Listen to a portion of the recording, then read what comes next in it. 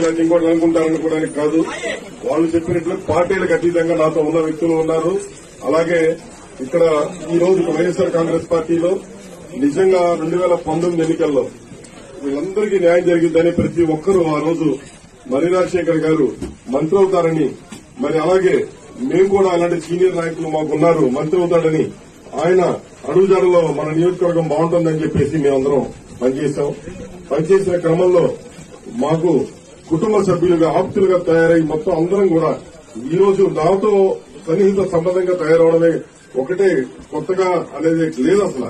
ఎందుకంటే గత 4 తరాలుగా 3 తరాలుగా అనుబంధంగా ఉన్న ఇక్కడ అన్ని కుల మతాలకు అతీతంగా అందరం వరుసలు పెట్టుకుని పిలుచుకుంటా ఉంటాం.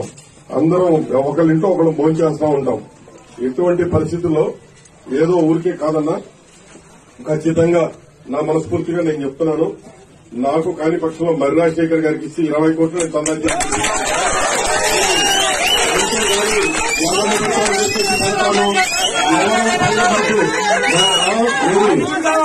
పైన సీఎం ఆఫీస్ కి పిలిచి ఎవరో 2-3 చెబితే వినడానికి అంత భయపడడానికి కాదు. నియోజకవర్గం ఈసారి ప్రతి ఒక్క కార్యకర్తని బాగా చూసుకోవాలి, బాగుండాలి.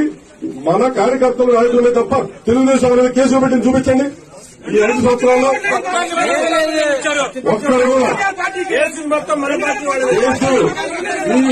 నేను పూర్వంగా చెప్తున్నా.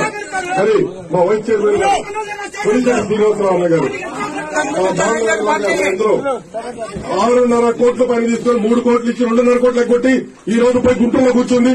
కాదని ఆయన ఎవరైనా అడగండి. నాకు 6.5 కోట్లు ఇవ్వాలి.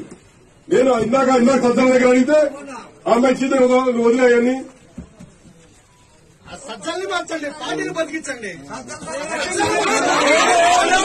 ఎమ్మెల్యేలు మాకొద్దు. ఈ రోజు గుంటూరు నుంచి ఎవరు వస్తారా లేకపోతే విజయవాడ నుంచి ఎవరు వస్తారో మాకు అవసరం. చిలకలూరుపేట వ్యక్తిగా ఇక్కడ నేను ఉన్నానా లేదా అనే దానికన్నా చిలకలూరుపేట వ్యక్తిని నిజమైన వ్యక్తి కరెక్ట్ అయిన వ్యక్తిని పెట్టండి. నిన్న చిలకలూరుపేట వ్యక్తిని ఇచ్చారు. ఒక ఆడపిల్ల కష్టం తెలుసన్నారు, అదన్నారు, ఇదన్నారు. మీరు అన్నట్లే ప్రతి ఒక్కళ్ళు ఏదేదో పాటలు పెట్టారు. అందుకే ఎవరన్నా పాటలు